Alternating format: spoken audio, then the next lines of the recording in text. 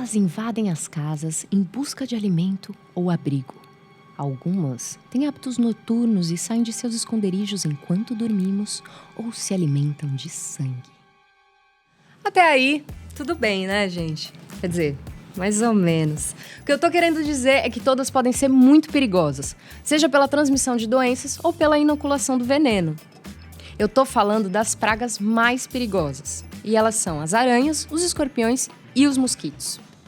Eu sou a Gabi e estamos começando mais um Podpest. E claro que eu não enfrentaria esse perigo todo sozinha. Por isso, eu tô aqui com o Guilherme Stani e o Washington Ferreira da Singenta. E com o nosso convidado especial, Sérgio Boccalini, biólogo, consultor e vice-presidente executivo da APRAG. Sejam muito bem-vindos, gente. Obrigada pela participação. Obrigado, Gabi. Obrigado, Gabi. Agradeço a oportunidade, Gabi. Entre o número de incidentes com animais peçonhentos, o escorpião ocupa o maior número de casos. O número de acidentes com escorpiões vem crescendo no Brasil. No ano de 2000, foram registrados 12.552 incidentes. Já em 2019, os casos foram superiores a 160 mil. Os casos com aranhas são menos comuns, mas ainda assim alarmantes. Em 2009, foram registrados 38.159 casos no Brasil. Já os mosquitos podem ser considerados entre as pragas mais perigosas, por serem vetores de várias doenças. Por exemplo, entre 2014 e 2019, foram notificados mais de 589 mil casos prováveis de chikungunya. E entre 2003 e o início de 2019, os casos de dengue chegaram a mais de 11 milhões. Em 2017, o número de casos de malária cresceu 53% em relação ao ano anterior.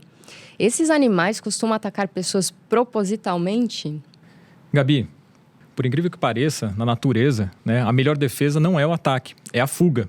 Mas a gente vê muito desses acidentes acontecendo quando as pessoas vestem uma roupa ou calçam algum sapato, né? Tênis que tem esses animais, né? E aí acaba causando acidente escorpiônico ou com aranhas também. A gente tem essa situação, né? Alguns pontos que são extremamente favoráveis para a presença de escorpiões e aranhas também.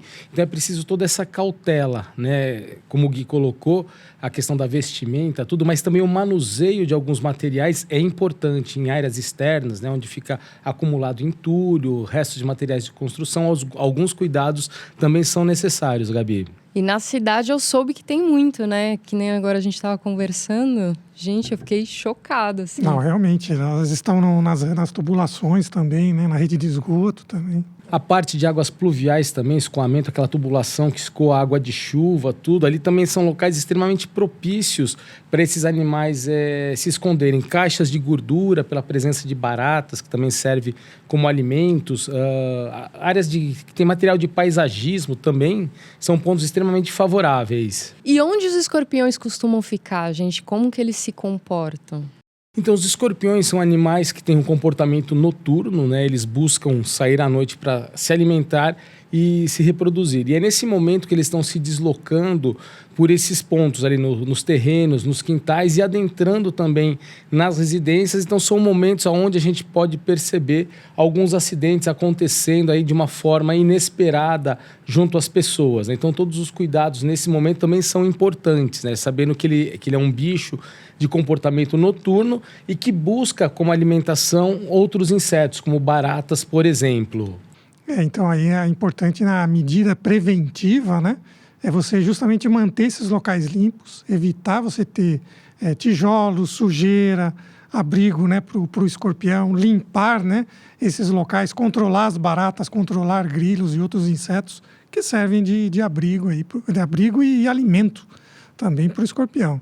No controle de pragas, Gabi, nós costumamos chamar essas medidas que o Washington falou, né, de medidas preventivas, que são extremamente importantes quando a gente pensa no controle de pragas. Então, criar todos esses cuidados para não deixar esses materiais inservíveis, né, como a gente comentou, entulhos, sobras de materiais de construção, vistoriar esses locais de acesso e também vedar os pontos de entrada, colocando ralinhos, sistema abre e fecha, rodos em porta, tudo isso vai contribuir bastante, que depois, somado ao controle químico, vai trazer o efeito desejável, que é o controle desses animais.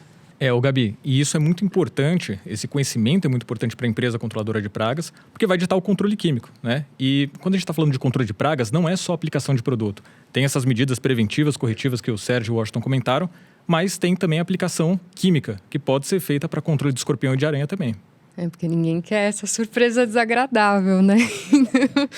E falando um pouco sobre mosquitos, para escolher a melhor formulação e modo de aplicação, também é importante saber o nível de infestação, né? Como que as empresas controladoras elas podem medir o nível de infestação das áreas? Então, Gabi, existe aí já estipulado alguns índices, né? Dentro da pesquisa isso já foi definido, né? Índice de infestação predial, índice de Breton, que são algumas coisas mais técnicas, mais específicas. Mas uma controladora de pragas, ela pode também criar algumas observações, alguns índices talvez não tão aprofundados, mas que ela consiga mensurar como é que se encontrava essa infestação no início e depois do trabalho dela, se houve ou não a diminuição da presença desses insetos, né? Então, o uso de algumas armadilhas luminosas tende a colaborar bastante. Buscar, se no caso o mosquito em questão for Aedes aegypti, a questão de criadouros, tentar identificar a presença de larvas, ver como é que estava isso no momento inicial e como é que ficou após a ação do controle. Mas é extremamente importante ter esses indicadores, medir isso para saber se teve ou não o resultado adequado aí nas ações desenvolvidas. Isso, Gabi. E esses índices, então, vão guiar a aplicação propriamente dita, né? E um erro que a gente vê muito frequentemente em campo é só adotar uma medida de controle, sendo que você tem que consorciar várias delas, né? Fazer o controle larval, o controle de adultos em pulverização ou o controle de adultos em aplicação espacial. Quando você une todas essas medidas de controle químico, você tem mais efetividade também, porque você está atuando em várias frentes e quebrando o ciclo da praga. Pegando um pouco no que o Guilherme falou, é o ponto estratégico de controle. Então, vamos supor, você tem larvas, né? Onde que você vai ter larvas de mosquito? Água limpa, água poluída, calha. Então, todos esses locais você pode tratar, por exemplo, com o Vectobac, que é um larvicida biológico, ou com a Actellic Prof, que controla a larva, né? Controla a pulpa também, e serve também como adulticida. Então, você aplica o produto direto na água e você pode fazer também o controle espacial com o Icon EW, com a Actellic Prof, né? E o residual com o Demand, que é a formulação microencapsulada que nós temos. Ou o Optigard Duo também, que é o lançamento. Exatamente. Esse é um novo produto aí que vai também contribuir bastante no controle e no manejo da resistência. E aí a gente vai direto no foco do problema, né? Assim. E o que vocês podem falar sobre as metodologias de controle de mosquitos?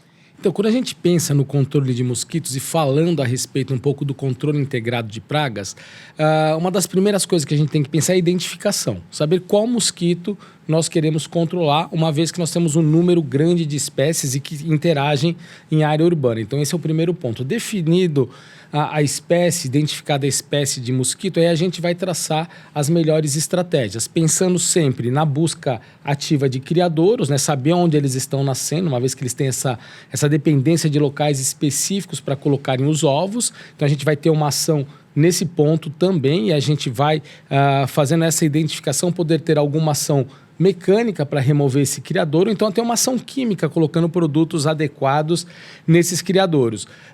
Depois de feito essa avaliação, identificada a espécie, identificado o ambiente, aí dentro das diversas possibilidades, né, traçar essa estratégia. Se a gente pensar no controle químico, identificar os melhores pontos para aplicação aonde o mosquito pousa, por exemplo, a gente vai pensar num tratamento com ação residual, uma pulverização para cobrir essa superfície, deixar um produto que fique ali e ele permaneça durante um período de tempo. Se for uma ação no criador, aplicação direta do produto, de um larvicida, algum outro produto que vai ter ação nas fases jovens do inseto. E se a nossa ideia é controlar o inseto em voo, o inseto adulto, aí pensar num tratamento espacial, onde esse produto ele vai ficar pairando na atmosfera e vai se chocar com o mosquito em voo, e aí nós vamos conseguir o melhor resultado. Mas é importante a gente sempre lembrar que não é uma única estratégia de controle. Quando a gente fala de manejo integrado, são várias estratégias que precisam ser adotadas.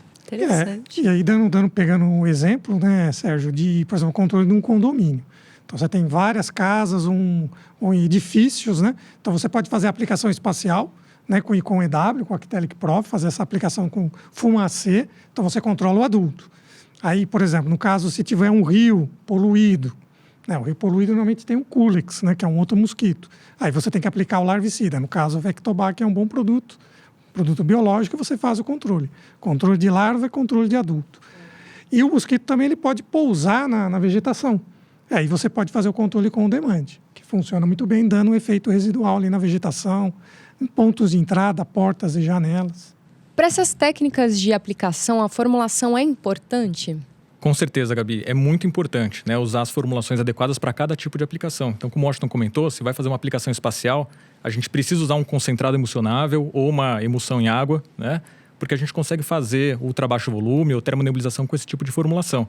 Agora, se a gente deseja um efeito residual, a gente precisa que o princípio ativo esteja protegido. A gente pode usar um produto microencapsulado que vai durar mais no ambiente. Gente, eu ouvi falar em alguns lugares por aí que não existe produto para o controle de escorpião. Isso é verdade? Não é verdade. Nós temos sim produtos, né? Já deu um alívio.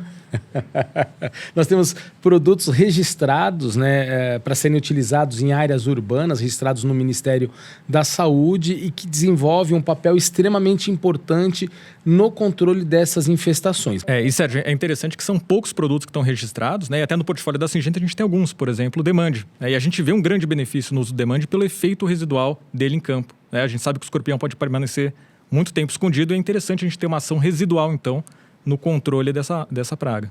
A gente tem vários trabalhos publicados aí na literatura, não só aqui no Brasil, né? Estados Unidos também, né, Guilherme? Sim. No México, que é um clima muito seco, muito particular, onde a gente tem um problema sério de escorpião. Aqui no Brasil, a espécie está se espalhando bastante, então a gente tem aí contato com várias empresas e prefeituras que usam o Demand com um grande sucesso. Então, realmente é um produto que está liderando aí e ajudando, né, a população e as empresas no controle do escorpião. E aí, Washington, não é só escorpião, né? A aranha também, o mosquito que a gente está falando aqui, ele também pega todas elas muito bem, né? Pega, sim. Tem vários trabalhos publicados, né? E tanto os escorpiões quanto as aranhas, elas podem se alimentar de baratas, né? Vocês já comentaram isso comigo. E o controle de baratas, ele pode ajudar indiretamente no controle de escorpiões e das aranhas? Com certeza, Gabi. Isso é uma fase importante, a gente entender o ambiente e remover também o alimento dessas outras pragas. Então, se a gente faz o controle bem sucedido de baratas ou outros insetos, a gente está tirando o alimento do escorpião e isso vai ajudar no controle dele também. E é interessante, né, quando a gente fala dessas pragas aí, essas que nós estamos discutindo agora, mas de outras também, essa identificação do comportamento, do hábito alimentar, ele vai contribuir bastante na hora do controle também, onde a gente pode tentar minar essas fontes de alimentação, né, para que eles não venham a se nutrir e se desenvolver. Então, isso traz um papel extremamente importante. A gente falou aí dos escorpiões, né, em relação às baratas, mas no caso das aranhas também podem comer barata, mas tem as moscas também. Se nós fizermos um controle, né, bem efetivo das moscas, a gente vai ter uma diminuição também desses bichos.